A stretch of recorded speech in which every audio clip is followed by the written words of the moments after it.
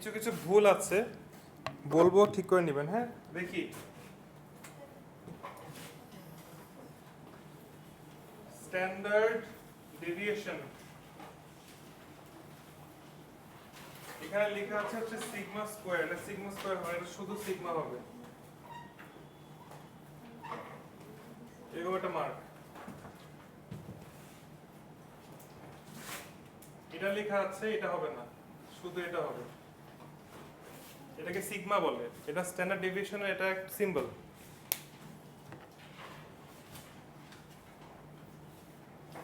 Standard deviation কি? Standard deviation is applied to the annual rate of return of an investment to measure the investment's volatility. Volatility মানে কি? Volatility মানে হচ্ছে যে এটা ঠিক না, এটা খুবই রিস্কি হতে পারে, খুব কম রিস্কি হতে পারে, সেফ হতে পারে, রিস্কি হতে পারে, মানে এটা নড়বড় করে, এটা কোনো ফিক্সড স্টেট নাই, right? So standard deviation measures যে annual rate of return আসে আমাদের, মানে কি যে আমি একটা জায়গায় ইনভেস্ট করেছি, এখান থেকে আমার রিটার্ন আসে, ঠিক আছে? এই রিটার্ন কতটুক ভোলাটাইল, এটা স্ট্যান্ডার্ড ডেভিয়েশন মেজার করে। বুঝেছি? ফর্মুলা লেখা আছে, ফর্মুলাটা বুঝি কি আসে, সিগমা ইকুয়ালস টু P1 ব্র্যাকেটে R1 মাইনাস R, এটা কোনটা কি? What is this? This is expected rate of return. Expected, যে আমি এক্সপেক্টিং এটা হওয়ার কথা, ঠিক আছে? R1 হচ্ছে rate of return at the end of year 1, যে অ্যাকচুয়ালি ইয়ার 1 এ লাস্টে কি রিটার্ন পেয়েছি। একটা হচ্ছে এক্সপেক্টেড, যেটা পাওয়ার কথা, আর একটা হচ্ছে অ্যাকচুয়ালি কোন কি পেয়েছি। P1 is the probability of obtaining R1, যে আমি যে R1টা পেয়েছি এটা প্রবাবিলিটি, সম্ভাবনা কতটুক, ঠিক আছে? এখন আসেন কোএফিশিয়েন্ট অফ ভ্যারিয়েশন অথবা coefficient of variance. Coefficient of variance বলি,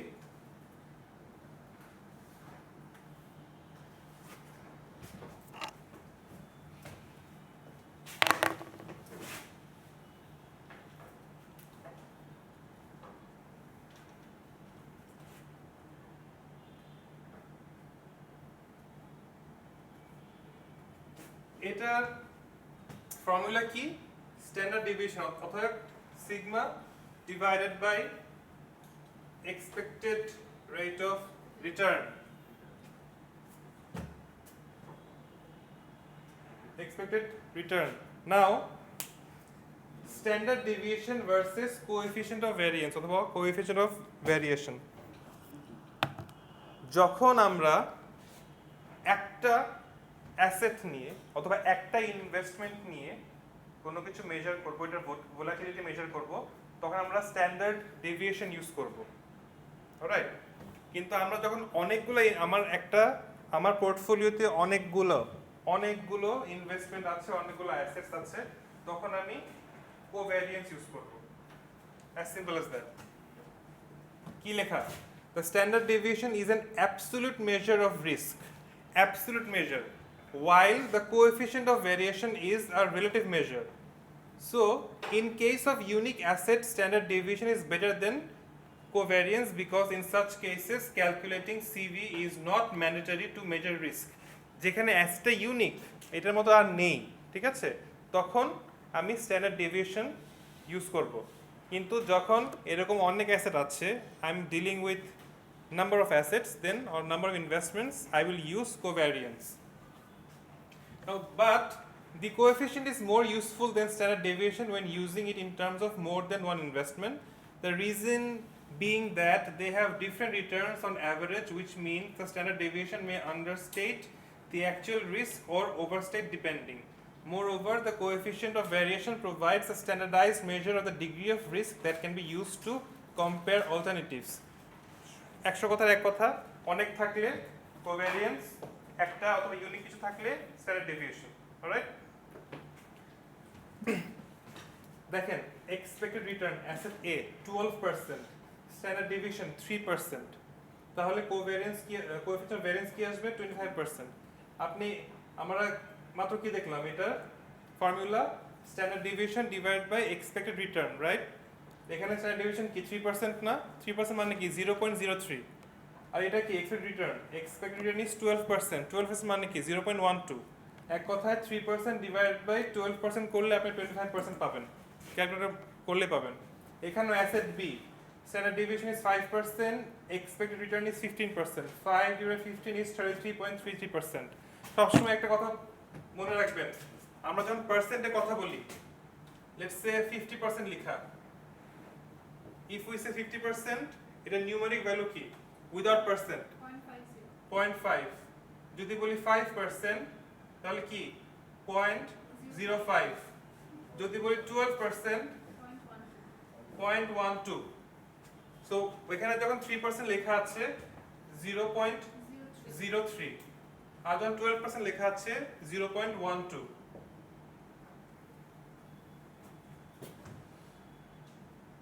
আপনি 0.03 ডিভাইড 0.12 করেন, you will get 0.25 equals to 0.25. So 0.25 মানে কি 25%। এটা মাথায় রাখতে হবে।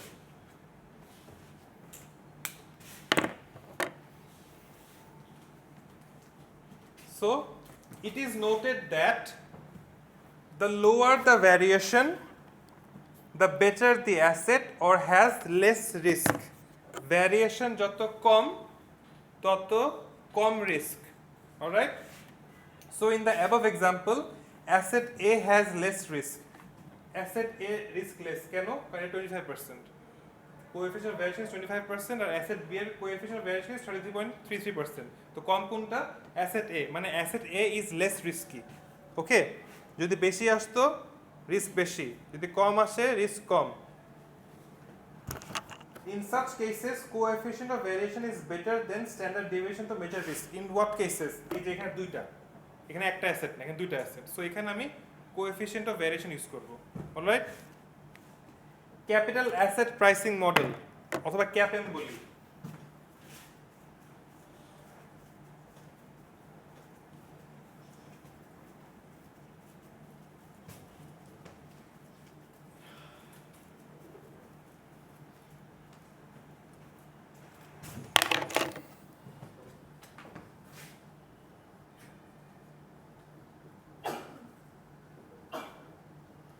এটা সারা জীবন সব ক্ষেত্রেই লাগবে, শুনতেই থাকবেন।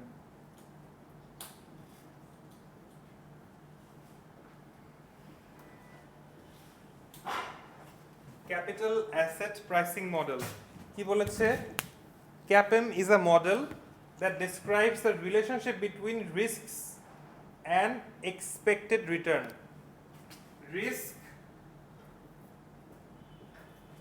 এবং expected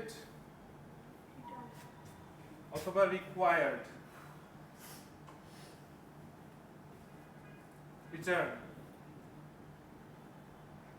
এটার ভিতরে সম্পর্ক রিলেশন এটা করে, describe করে। In this model, a security's expected return is the risk-free rate plus a premium. Risk-free rate মানে জানেন? Risk-free rate, risk-free rate আমরা বলি হচ্ছে গভর্নমেন্ট বন্ড যেগুলো আছে না, সঞ্চয়পত্র, ওগুলা যে রেটটা হয় ওইটাকে আমরা রিস্ক ফ্রি রেট ধরি। এর মানে হচ্ছে যে আমি রিস্ক নেই, রিস্ক না নেই, একটা রিস্ক ফ্রি রেট আমি পাবই। সঞ্চয়পত্র সরকারের যখন আমি গভর্নমেন্ট যখন সিকিউরিটি আমি কোনো কিছু কিনি, এখানে কোনো রিস্ক থাকে না, আমি জানি যে এটা এত রেট আমি পাবই, ঠিক আছে? সো যখনই আমি কোনো অ্যাসেট অথবা কোনো ইনভেস্টমেন্টের মেজারমেন্ট করি, রিস্কের মেজারমেন্ট করি, এটা ধরেই নেই আমি, কারণ আমি এটা পাবই, এখানে রিস্ক নেওয়ার কোনো কিছু নেই। Alright? Plus a premium based on the systematic risk of the security, যে এটা প্লাস ওই অ্যাসেটের অথবা ওই ইনভেস্টমেন্টের একটা ন্যাচারাল রিস্ক আছে, ওইটার রিস্ক অনুযায়ী আমি একটা রিটার্ন এক্সপেক্ট করব। তো একটা আছে যে রিস্ক ফ্রি, এটা পাবোই, প্লাস ওই অ্যাসেটের অথবা ওই ইনভেস্টমেন্টের একটা নেচার অনুযায়ী অথবা ওর রিস্ক অনুযায়ী আমি রিটার্ন আশা করবই। এই দুটা মিলে ক্যাপএম বের হয়। The capital asset pricing model is valid within a special set of assumptions. These assumptions are: investors evaluate portfolios by analyzing expected returns and standard deviations over one period time horizon. মানে একটা time হরাইজনে এরা interpret করে, ঠিক আছে? এটা এমন না যে অনবরত চলতেই থাকে। এটা হচ্ছে কথা কথা যে let's say for the next 6 months, for the next 1 year, for the next 2 years, একটা গিভেন টাইম পিরিয়ড থাকে। Everything else equal, investors prefer portfolios with greater expected returns. যে সব কিছু এক থাকুক, একটা ন্যাচারালি একটা ইনভেস্টর যার রিটার্ন হাই সে ওইটাই প্রেফার করবে, ন্যাচারাল, রাইট? আর কোনো কিছু এখানে নেই। Investors prefer portfolios with lower standard deviations. Investors prefer portfolios with lower standard deviations. কেন lower standard deviation? Lower standard deviation মানে হচ্ছে lower risk, lower volatility, all right? So if the volatility is lower, risk is lower, then investors will prefer those portfolios. ঠিক আছে? Now, assets are infinitely divisible. Infinitely divisible মানে হচ্ছে অ্যাসেটগুলো ভাগ করা যায়। হ্যাঁ, আমি অনেক শেয়ারে আমি ইনভেস্ট করে রেখেছি, অনেক কোম্পানির শেয়ারে আমি ইনভেস্ট করে রেখেছি, ঠিক আছে?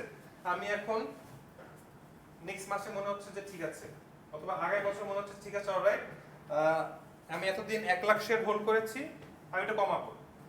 আমি 1 লাখের ভিতরে 10,000 শেয়ার বিক্রি করে দিলাম। 10,000 শেয়ার বিক্রি করে আমি টাকা লিকুইড করে নিলাম অথবা অন্য কোনো শেয়ার কিনলাম। কিন্তু এই অ্যাসেটগুলো ডিভিজিবল, আমি সারা জীবন একই রাখতে হবে না, অলরাইট? তারপর হচ্ছে investors may borrow or lend at a single risk free interest rate. Risk free interest rate যেটা মাত্র বললাম গভর্নমেন্ট বন্ডের, হ্যাঁ, যে ওরা বড় করবে, মানে ওরা টাকা ধারও করতে পারে অথবা টাকা ধার দিতেও পারে, কিন্তু ওই রিস্ক ফ্রি রেটটা সবসময় ইউজ করবে। ট্যাক্সেস অ্যান্ড ট্রানজাকশন কস্টস আর ইমম্যাটেরিয়াল। এই সব কিছুর ভিতরে ট্যাক্সের কি খরচ আছে অথবা এই লেনদেনের কি খরচ আছে, ব্যাংক চার্জ অনেক কিছু থাকে না, অথবা ব্রোকারেজ চার্জ, অথবা এই অনেক কর্পোরেশন না, শেয়ারের ট্যাক্স অনেক কিছু হিসাব কিতাব আছে, এগুলা আমি দেখবো না, কারণ এগুলো থাকবে, এগুলো কিছু করার নেই। এগুলো ছাড়া আমি প্রিন্সিপাল আমি অন্য কথা বলবো। So all investors have the same one period time Horizon, borrow and lend with the same risk free rate, মানে সব ইনভেস্টার একই। এই একটা ইনভেস্টর যদি একটা রিস্ক ফ্রি রেট অথবা একটা টাইম ফ্রেম ফলো করে, বাকি ইনভেস্টররা ওইটাই ফলো করে। এটা এমন না যে মানুষের ইচ্ছা মতো, কাস্টমাইজ না, এটা একটা স্ট্যান্ডার্ড আছে, এই স্ট্যান্ডার্ড সবাই ফলো করে। Investors have immediate and costless access two relevant information. হ্যাঁ, অন্ধভাবে কেউ কোনো কিছু করছে না, এখানে অন্ধভাবে কেউ কোনো কিছু করছে না। They have immediate and costless access to information. কীভাবে?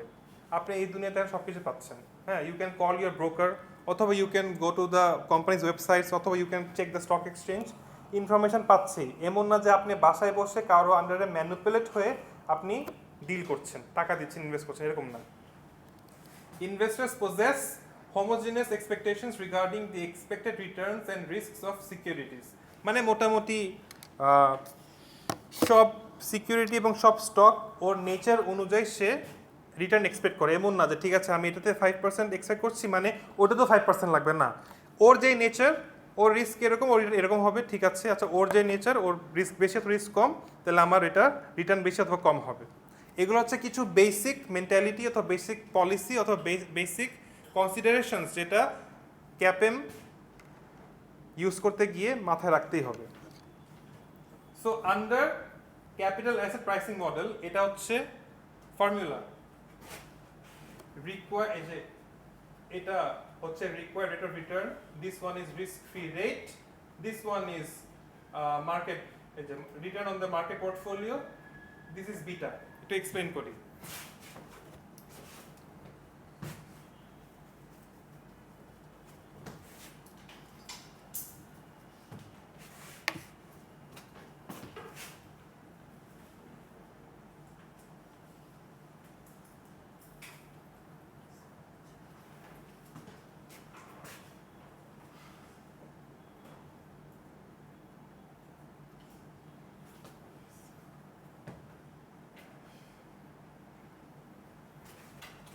সো ফর্মুলা ইজ এই যে RF, এটা মানে হচ্ছে রিস্ক ফ্রি রেট, ওই যে গভর্নমেন্ট সিকিউরিটিজের অথবা গভর্নমেন্ট বন্ডের যে রেটটা, যেটা পাবোই যাই করি, মানে আমি কোনো রিস্ক নেই না নেই, আমি অন্তত এই রেটটা পাবোই, ঠিক না, পাবোই এটা। তারপর ব্র্যাকেটে কি আসে, this one is expected return. এটা হচ্ছে যে আমি যেই পোর্টফোলিও অথবা যেই অ্যাসেট অথবা যেই ইনভেস্টমেন্ট নিয়ে আমি ডিল করছি, ওইটার রিস্ক নেচার অনুযায়ী আমি মার্কেটে বর্তমান অবস্থায় আমি what return I can expect, market return, মার্কেটে এখন according to its risk what return I can expect, এটাকে এই যে return on the market portfolio অথবা মার্কেট রিটার্ন বলা হয়। আবার এটার থেকে এই যে রিস্ক ফ্রি রেটটা মাইনাস করতে হবে, ব্র্যাকেট ক্লোজ। তো এখানে সবকিছু শেষ করে this is beta, beta is another kind of risk, এটা থাকবেই। বিটা ইজ এই যে এখানে বিটাই লেখা, বাট এটা আমরা পড়েছি বিটা হচ্ছে একটা মার্কেট রিস্ক, এটা থাকবেই, এটা একটা কনস্ট্যান্ট থাকেই, এটা ফাইন্যান্সিয়াল অ্যানালিস্টরা ধরে রাখে। কি টাইপের রিস্ক, এটা সিস্টেম্যাটিক রিস্ক হতে পারে। লেটস সে এখন ঢাকা স্টক এক্সচেঞ্জে, ঠিক আছে, কেউ বেশি ডিল করছে না, বিকজ সামনে ইলেকশন, এখন কি হবে না হবে এটা মানুষকে রিস্ক নিচ্ছেই না। সো লেটস সে এটাকে একটা রিস্ক ধরা হচ্ছে, লেটস সে বিটা এখানে হচ্ছে 0.5, হ্যাঁ, এটা হচ্ছে বর্তমান মার্কেটের উপরে, এটা ফাইন্যান্সিয়াল অ্যানালিস্টরা ক্যালকুলেট করে এটাকে বর্তমানে এটাকে রিস্ক ধরে রেখেছে। হ্যাঁ হ্যাঁ দেওয়া থাকবে, কোশ্চেন দেওয়া থাকবে, এগুলো আপনাদের বের করতে হবে না। সো এগুলো করে ইউ ইউজ দ্য ক্যাপিটাল। আচ্ছা, মার্কেট ক্যাপিটাল মার্কেট লাইন, তারপরে সিকিউরিটি মার্কেট লাইন, এটা লাগবে না, লাগলে পরে পড়াবো, আজকে না। ডাইভার্সিফিকেশন অনেক আগে বলেছিলাম। ডাইভার্সিফিকেশন মানে হচ্ছে আপনি যখন বিভিন্ন ধরনের সিকিউরিটি অথবা অ্যাসেটের উপরে ইনভেস্ট করেন, এক ধরনের না। লেটস সে আপনি কিছু টাকা এয়ারলাইন ইন্ডাস্ট্রির কোম্পানিগুলোতে আপনি ইনভেস্ট করলেন, কিছু টাকা গার্মেন্টস ইন্ডাস্ট্রির কোম্পানিগুলো ইনভেস্ট করলেন, কিছু টাকা আপনি ট্রান্সপোর্ট ইন্ডাস্ট্রিতে ইনভেস্ট করলেন। You are diversifying your portfolio. মানে আমরা বলি না, don't put all your eggs in one basket. আপনি আপনার টাকা সব এক ধরনের অ্যাসেটে রাখছেন না, অথবা এক ধরনের ইনভেস্টমেন্ট রাখছেন না। আপনি কিছু টাকা, যেটা বললাম যে বাস কোম্পানিতে গুলোতে আপনি ইনভেস্ট করছেন, কিছু টাকা আপনি এয়ারলাইন্স, কিছু টাকা আপনি ধরেন শিপিং, কিছু টাকা আপনি গার্মেন্টস, কিছু টাকা হচ্ছে হোটেল। হ্যাঁ, এটাকে ডাইভার্সিফিকেশন বলে, যাতে মিলে ঝিলে রাখছেন, সো দ্যাট রিস্ক যত মিনিমাম করা যায়। কারণ এমন হতে পারে, মনে করেন যে আজকের এখন ধরেন বুম চলছে, ইকোনমিতে বুম বলাতে মনে করেন সবার অবস্থা অনেক ভালো, টাকা পয়সা ভালো, সবাই তো ধরেন বাস ফাস ইউজ করবে না, করবে সবাই একটু উবার ইউজ করবে অথবা ট্যাক্সি ইউজ করবে অথবা সিএনজি ইউজ করবে, তো এভরিওয়ান স্পেন্ড মোর। তো তখন ধরেন এই ট্যাক্সি কোম্পানিগুলো অথবা উবার কোম্পানি তাহলে ভালো ব্যবসা করবে, রাইট? কিন্তু at the same time bus company খারাপ ব্যবসা করবে। কিন্তু এটা কি আপনার কন্ট্রোলে যে কখন বুম হবে কখন রিসেশন হবে? না, রিস্ক থেকেই যায়। তো আপনি দুটোই মিলিয়ে রেখেছেন, সো দ্যাট মানে একটা যদি বেশি হয় হলো, যেটা লাভ হয় হলো, যেটা লস হয় হলো, কিন্তু আমার যাতে ওভারঅল রিস্কটা কমে যায়। ইমাজিন যে আপনি সব টাকা বাস কোম্পানিতে ঢেলে রেখেছেন, তো যারা এখন বুম চলবে আর সবাই উবার ইউজ করবে, তখন আপনার অবস্থা খারাপ হয়ে যাবে না? কিন্তু আপনি যদি কিছু টাকা উবারে ঢেলে রাখেন, কিছু টাকা বাস কোম্পানিতে ঢেলে রাখেন, তাহলে প্লাস মাইনাস করে মোটামুটি একটা রিস্ক কমের অবস্থা চলে আসে, ঠিক আছে? এই জন্য মানুষ ডাইভার্সিফিকেশন ইউজ করে। দেখেন কি লেখা, diversification is a risk management technique that mixes a wide variety of investments within a portfolio. How diversification can reduce risk can be explained with the help of the following example. মাত্র যেটা বললাম ওইটাই, তাও আমরা একটু দেখি। এই যে বুম, এই যে রিসেশন প্রবাবিলিটি, বুম হওয়ার প্রবাবিলিটি 50%, 0.5, হ্যাঁ, রিসেশন হওয়ার প্রবাবিলিটি 50%, 0.5। এখন যে rate of return earned, invest all in taxi cap stock, তাহলে আপনি সব টাকা ট্যাক্সি ক্যাপে শেয়ারগুলোতে দিয়ে দিলেন, ঠিক আছে? আপনি রিটার্ন পাবেন ধরেন 40%, ঠিক আছে? এখন আবার রিসেশন হলে আপনি পাবেন হচ্ছে -20%। -20% মানে কি? আপনি লস, মাইনাস মানে তো loss, you are not getting anything. এখানে আবার দেখেন ইনভেস্ট অল ইন বাস স্টক, তখন আপনি বুমের সময় তো কেউ বাস ইউজ করবে না, হ্যাঁ তখন -20%, আর রিসেশনের সময় 40% বাস। কেন? কারণ রিসেশনের পকেটের অবস্থা খারাপ, সবাই বাস ইউজ করবে। এখন এই যে প্রবাবিলিটির সাথে আমি এগুলা প্লাস মাইনাস করে সব আমার 10% থাকে। 10% থাকে মানে কি জানেন, যে আমি এই যে ওভারঅল টাকাটা আমি কিছু বাসে ঢাললাম, কিছু ট্যাক্সিতে ঢাললাম, এখন প্লাস মাইনাস করে লাস্টে আমার পকেটে 10% থাকেই। অলরাইট, এগুলো একটা হিসাব কিতাব, এগুলো আপনি নিজের পড়বেন। কোনটা কি?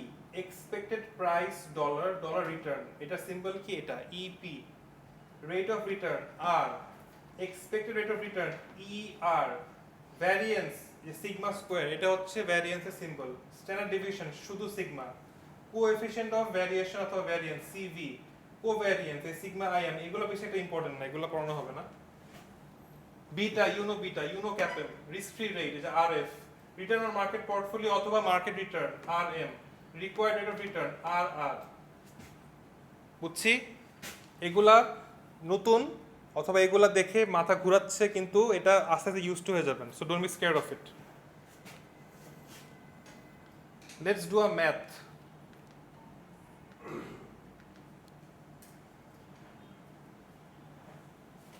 কি বলেছে? You are considering purchasing stock in massive manufacturing company. The current price per share is $40. Current price per share কত? $40.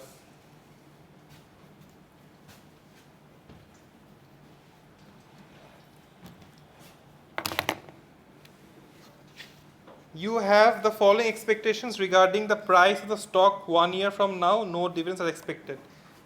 এখন আপনি একটা কোম্পানির শেয়ার কিনবেন, ঠিক আছে? কোম্পানির শেয়ার চলছে কত? এখন $40, তো আপনি $40 কিনবেন, ঠিক আছে? এবং আপনার ফিউচার প্রাইস অনুযায়ী আপনার এইসব একটা এক্সপেকটেশন আছে।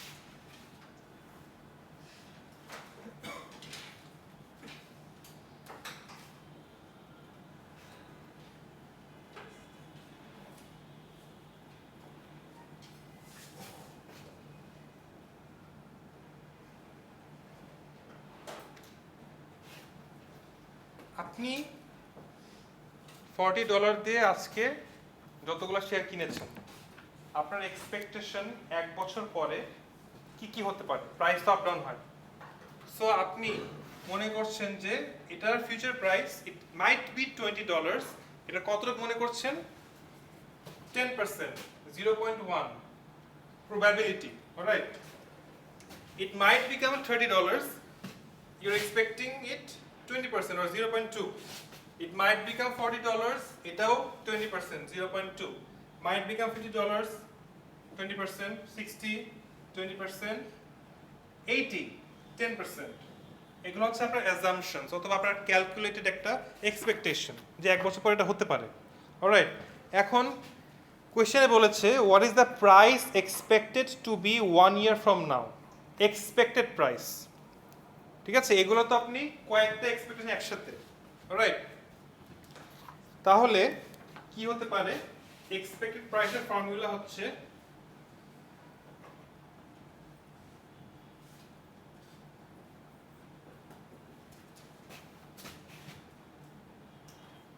x1 p1। এখানে x1 p1 কি? x1 হচ্ছে এই যে প্রথম প্রাইসটা, p1 হচ্ছে এটা প্রবাবিলিটিটা, alright? Plus x2 p2 and so on, ঠিক আছে? এটা ইনটু এটা প্লাস এটা ইনটু এটা, সিম্পল অ্যাজ দ্যাট। তাহলে আমরা যদি এগুলা ইউজ করি আমাদের কি আসবে? Expected price 20 into 0.1 plus 30 into 0.2 plus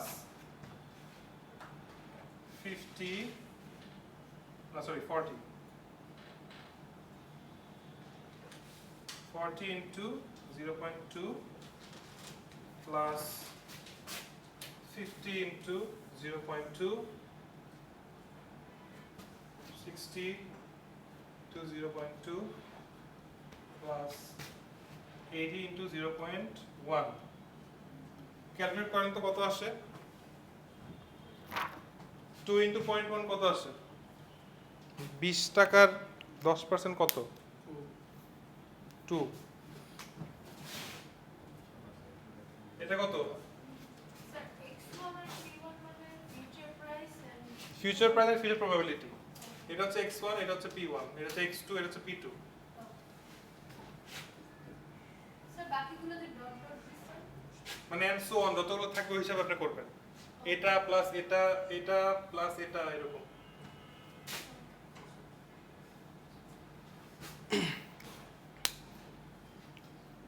calculate করেন, ইউজ ক্যালকুলেটর। 40 তো পরে, আপনি এটা বলেন। 20 into 0.1 is 2, 30 into 0.2 কত? 6 প্লাস প্লাস প্লাস প্লাস আর আছে 46. This is the expected price.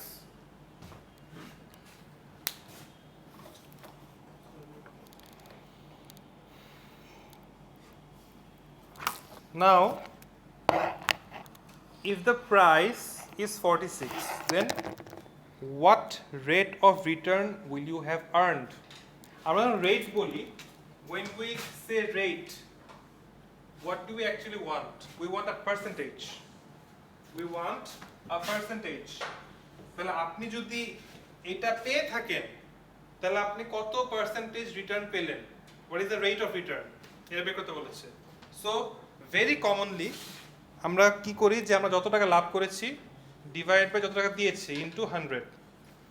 তাও যদি ফর্মুলা অনুযায়ী আসি,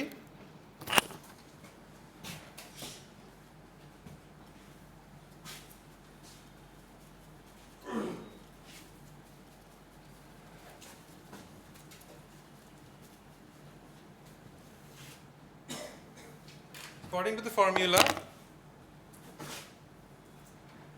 future price minus current price divided by current price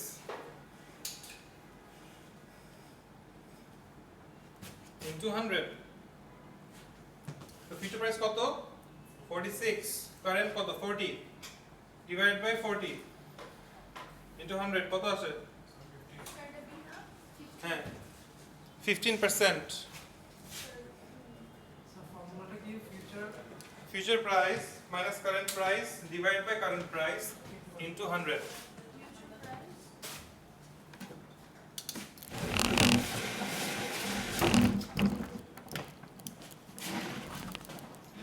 Future price minus current price divided by current price into 100.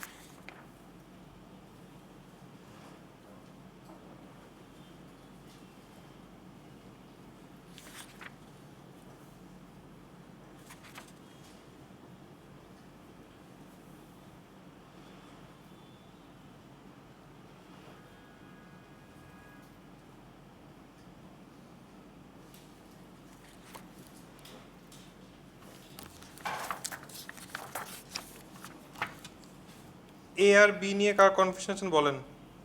Sir কোন confusion?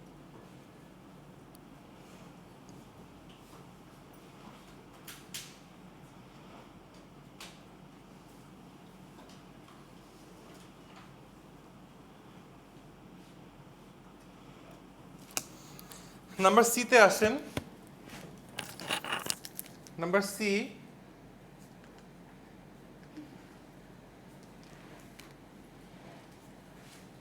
সিতে বলেছে determine the probability distribution of the rates of return on this stock. এটা হচ্ছে এই যে মাত্র এটা দেখলাম না, জি স্যার। এটা হচ্ছে ফিউচার প্রাইস আর এটা হচ্ছে প্রবাবিলিটি। হ্যাঁ, ওরা জাস্ট বলছে যে এই ফিউচার প্রাইসের জায়গায় এগুলো রেট অফ রিটার্নটা ডিটারমাইন করতে, মানে এই প্রবাবিলিটিতে কতটা রেট অফ রিটার্ন, এই প্রবাবিলিটি কত রেট অফ রিটার্ন, এভাবে। তবে কি করব তাহলে, ওই যে আমরা যে এখানে যত প্রাইস আমরা প্রবাবিলিটি এক্সপেক্ট করেছি এটার থেকে ওই 46 এর সাথে future price minus current price divide by current price into 100। তো ফিউচার প্রাইসটা কি 20 মাইনাস কারেন্ট প্রাইস কি 40, হ্যাঁ minus 20 minus 40 divide by 40 into 100 মাইনাসে আসবে। এভাবে করে করে প্রতিটার জন্য বের করে আসেন, এখানে করি।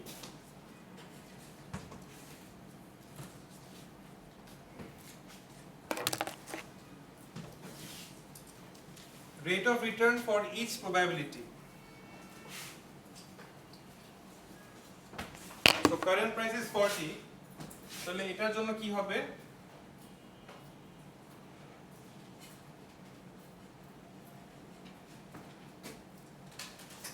future price is 20 minus 40 divided by 40 into 100 কত আসে,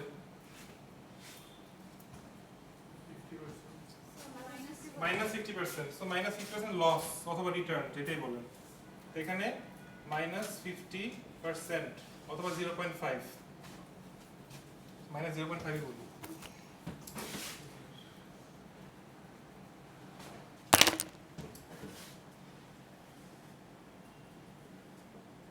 তাহলে এটা কি করবেন, 30 মাইনাস 40 ডিভাইড বাই 40 ইনটু 100 কত আসে, 30 মাইনাস 40 ডিভাইড বাই 40 তো মাইনাস 0.25। তো এটা কত, 40 মাইনাস 40 ডিভাইড বাই 40 0। স্যার একটা কোশ্চেন। হুম, স্যার 20 কেন? হ্যাঁ 20 মাইনাস 40। এই যে ফিচার প্রাইস এখানে 20, এখানে তো বলেছে যে সব প্রবাবিলিটি অনুযায়ী, প্রতিটা প্রবাবিলিটি অনুযায়ী ওর রেট অফ রিটার্ন কি আছে ওটা ক্যালকুলেট করতে বলেছে। সো আমার প্রবাবিলিটি এতগুলো এবং এটার প্রবাবিলিটি আমি এত ধরেছি $20 হবে। সো এটা ফিউচার প্রাইস ধরছি আমি, ফিউচার প্রাইস মাইনাস 40 এটা হচ্ছে কারেন্ট প্রাইস। তারপর এটার ফিউচার প্রাইস 30 মাইনাস 40, এটার ফিউচার প্রাইস 40 মাইনাস 40 হবে প্রতিটার জন্য। তারপর এটা কত, 50 মাইনাস 40 50 40 ডিভাইড বাই 40 কত আসে, স্যার এরকম কি ঘরের নিচে একটা ঘর বানায় দেখাতে হবে? যেটা আপনি বানাচ্ছেন। না 0.25, 60 মাইনাস 40 ডিভাইড বাই 40 কত আসে, 60 মাইনাস 40 ডিভাইড বাই 40 0.5। এটা কত, 80 মাইনাস 40 100।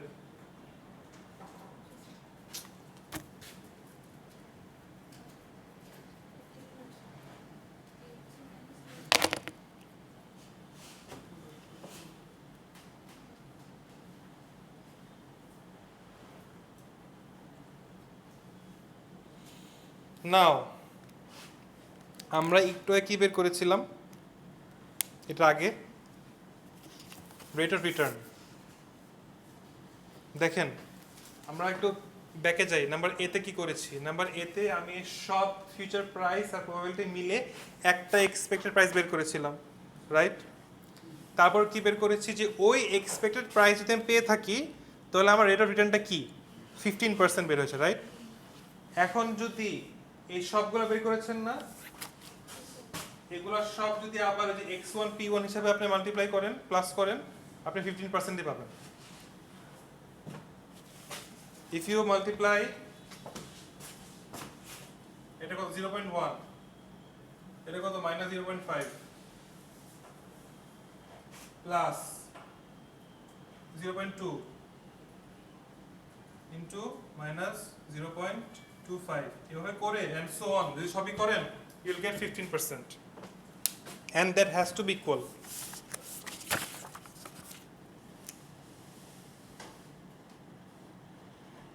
Understood? নাকি বুঝতে হবে?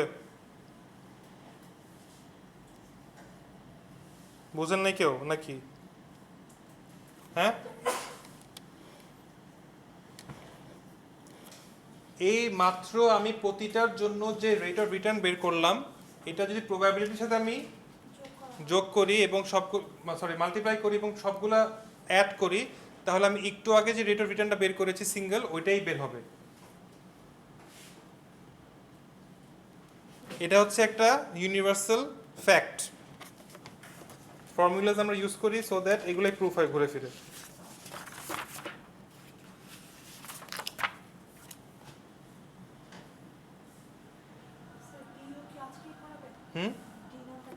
হ্যাঁ,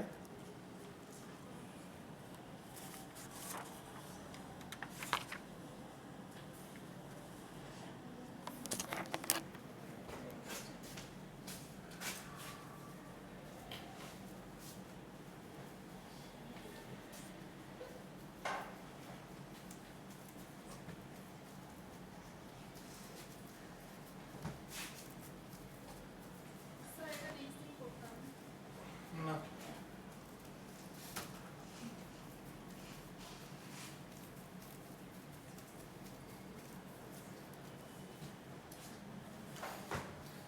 ডিতে কি বলেছে কোয়েশ্চেনে, using the probability distribution of C calculate the standard deviation of the rate of the return on the stock. যে সিতে মাত্র আমি যে প্রবাবিলিটি ডিস্ট্রিবিউশনটা বের করেছি এটা ইউজ করে আমি স্ট্যান্ডার্ড ডেভিয়েশন এই স্টকের স্ট্যান্ডার্ড ডেভিয়েশন বের করব। তাহলে স্ট্যান্ডার্ড ডেভিয়েশন কীভাবে বের করব? ফর্মুলা কি ছিল মনে আছে?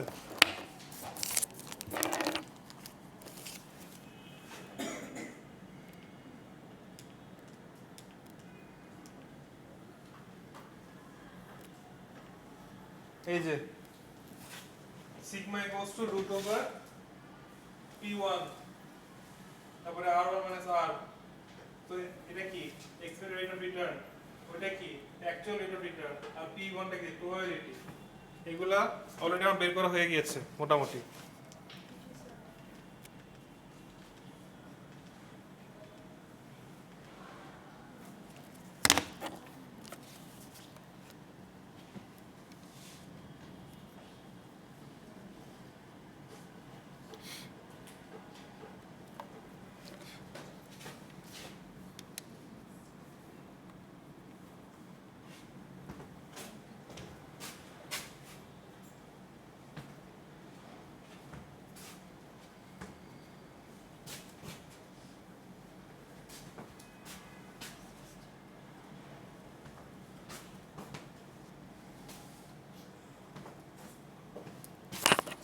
ফর্মুলাটা আবার বলেন তো আমাকে, আপনাদের ফাইল দিয়েছি না, বের করেন এটা।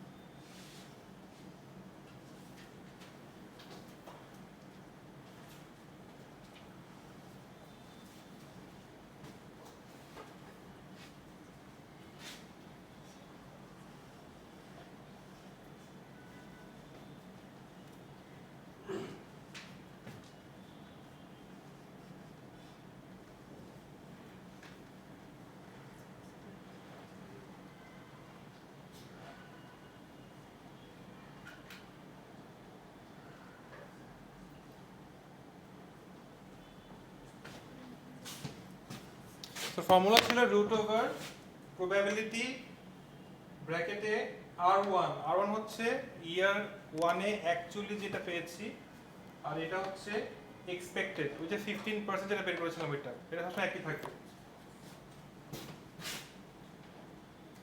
ইভেন কয়টা আছে? 0.1 আছে, পরে 0.2 আছে, কয়টা? 0.2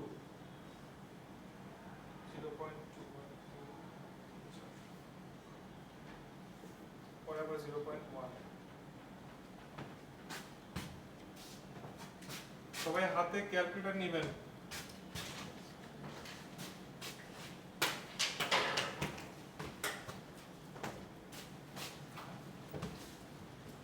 This is RI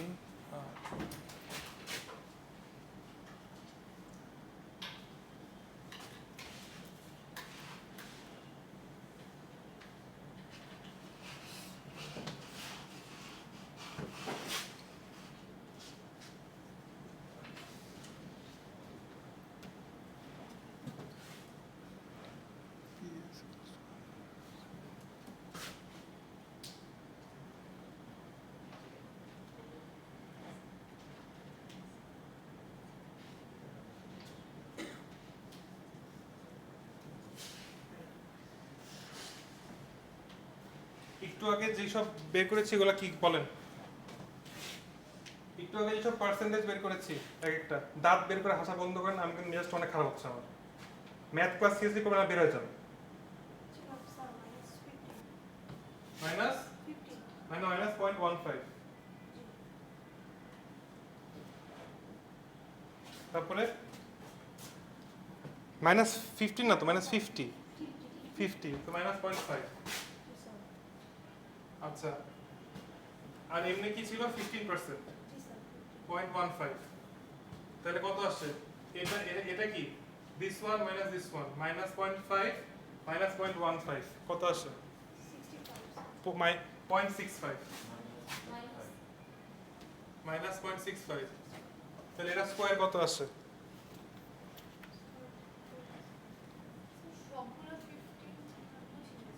এটা তো expected rate of return, expected যেটা ফার্স্টে বের করেছে, যে এটা আমি এক্সপেক্ট করছি এটা সবসময় 15%ই হবে যেটা বের করেছে, আর এটা হচ্ছে প্রতি প্রবাবিলিটি হিসাবে আমি কি কি এক্সপেক্ট করেছিলাম এটা। হ্যাঁ, ওটার সাথে এটা ইনটু করে ইনটু না, এটা ফর্মুলা, ওই যে স্ট্যান্ডার্ড ডেভিয়েশন ফর্মুলা দেখেন ওখানে, যে এটা যে P1 into R minus R, এটা হচ্ছে প্রতি প্রবাবিলিটি রিটার্ন, আর এটা হচ্ছে এক্সপেক্টেড রিটার্ন।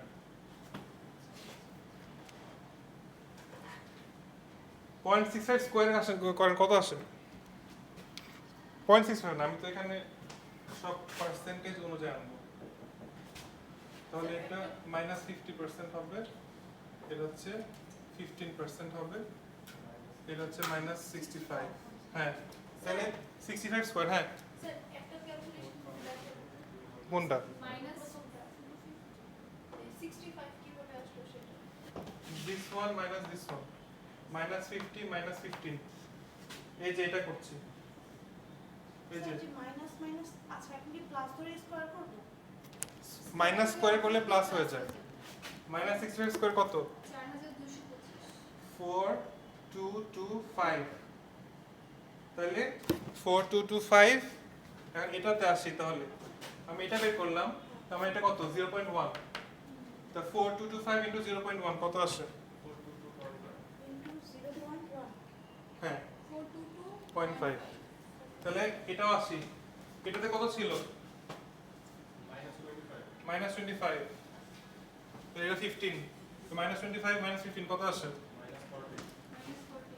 মাইনাস 40। তাহলে মাইনাস 40 স্কোয়ার কত? 16,000। ইনটু 0.2, 16,000 না, 1600 হয়। হ্যাঁ, ইনটু 0.2, 320। 3, 320। ওটা কত ছিল? 0 তাহলে কত আসবে? 0 মাইনাস 15, 15 আসবে।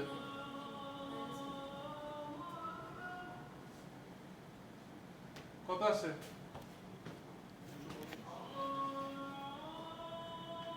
ইন্টু 0.2 কত?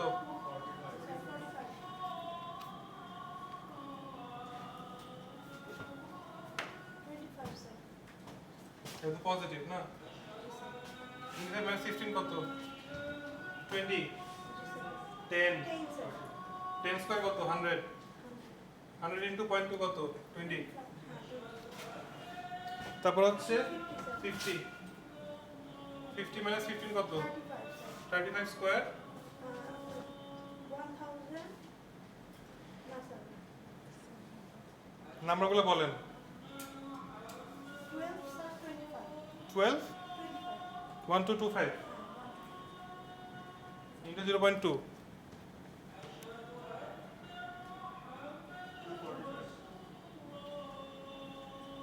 ওটা বলেন। 85 sir.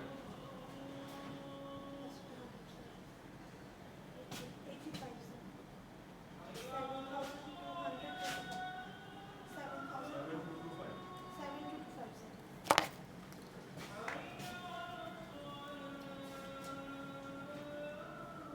Into 0.1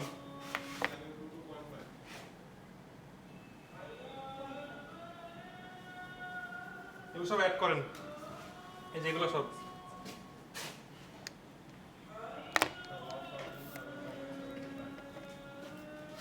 one seven seven five percent. ঠিক আছে, রুট ওভার করেন, স্ট্যান্ডার্ড ডেভিয়েশন রুট ওভার করতে হবে। এত তো শুধু ভিতরটা বের করেছি।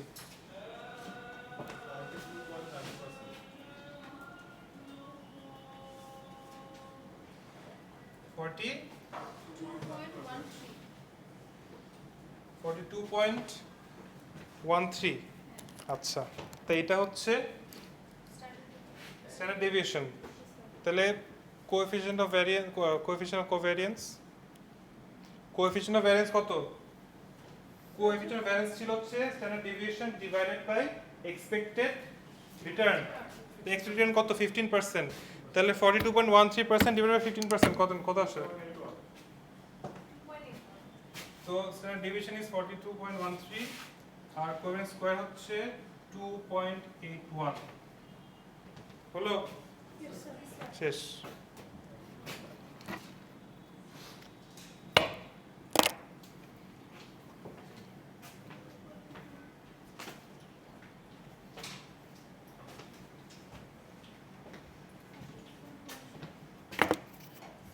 পার্সেন্ট হবে না, শুধু 2.81 হবে।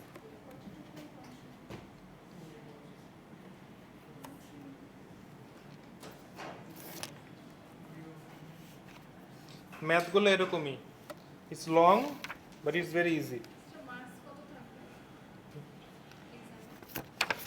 Not sure.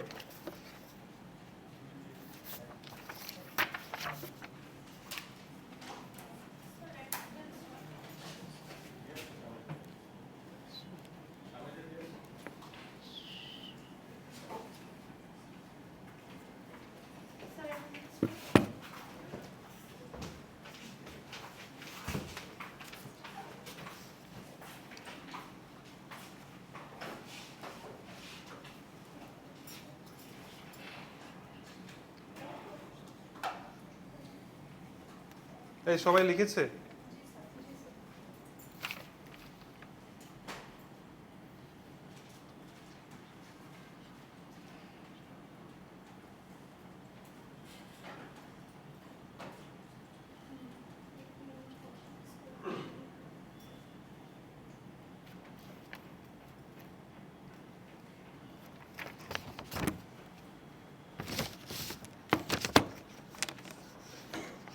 এই ম্যাথগুলা স্পেসিফিকলি এই ম্যাথ যেটা করিয়েছি এগুলো ABCD প্রবলেম 1 এর ভালো মতো দেখে বোঝার চেষ্টা করবেন।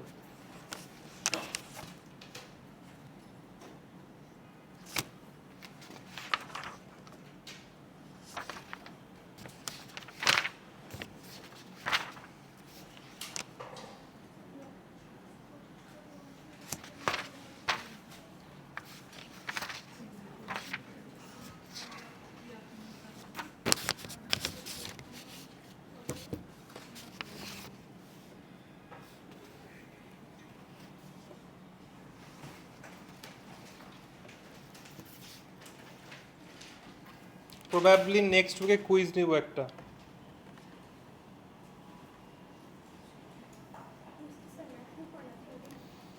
ম্যাথ হবে, এমসিকিউ হবে। স্যার ম্যাথ তো এই চ্যাপ্টারে না। কি করে এটা তো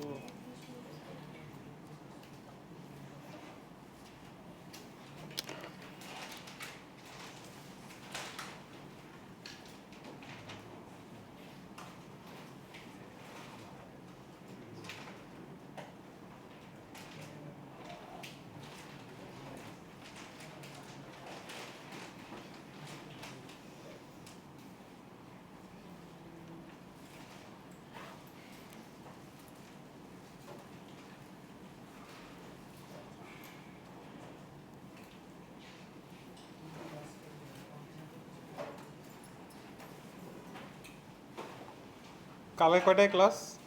সকাল 10টা।